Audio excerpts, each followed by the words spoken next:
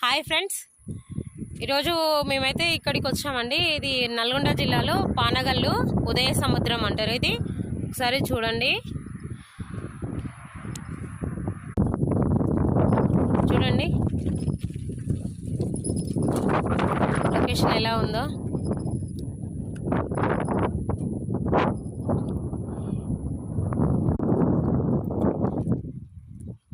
ఇదేనండి సముద్రం, ఉదయ సముద్రం అంటారు.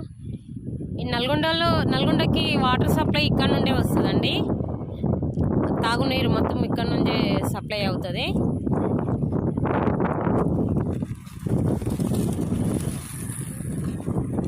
చూడండి ఎలా ఉందో.